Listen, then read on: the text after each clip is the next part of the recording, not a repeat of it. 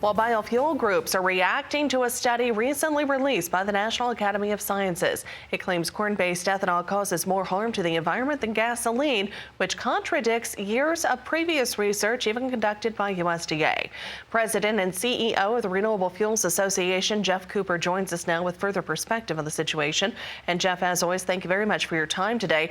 So what exactly is this study claiming, and what are your main discrepancies you see?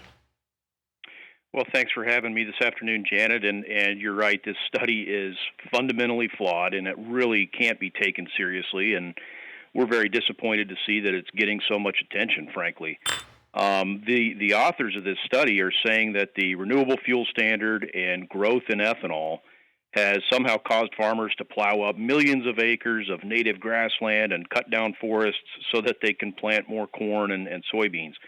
And then these authors say that plowing up that land, which didn't happen, releases lots of carbon and makes ethanol no better than gasoline. And of course, that's all absurd. There's no evidence of that. All you have to do is look at USDA's numbers or look at EPA's numbers to see that we have less cropland today than we did in 2007 when the RFS was expanded. In fact, about 25 million acres less. So the additional corn that we've needed to expand ethanol production has come from yield increases. And yes, there's been some crop switching, less wheat, less cotton, for example, on existing acres, but we have not plowed up grassland and forest to support expansion in the ethanol industry.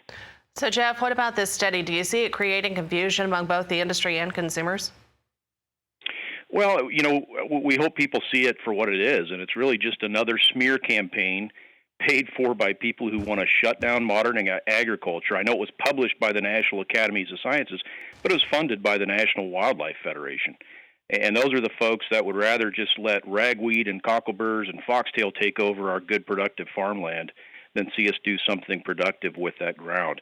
I do want to point out that lots of other groups have looked at ethanol's carbon footprint. Department of Energy, Harvard University, MIT, Purdue, the California Air Resources Board, I could go on, and they all have agreed that even with, some of these land use impacts incorporated, ethanol reduces greenhouse gas emissions by about 40 to 50% compared to gasoline. So we hope people are looking at that science and looking at the credible work that's been done rather than buying into this narrative that we see from this study this week. All right, Geoff, as always, thank you very much for your insight. President and CEO of the Renewable Fuels Association, Geoff Cooper, on the phone with us today out of St. Louis. Go online to ethanolrfa.org for more information.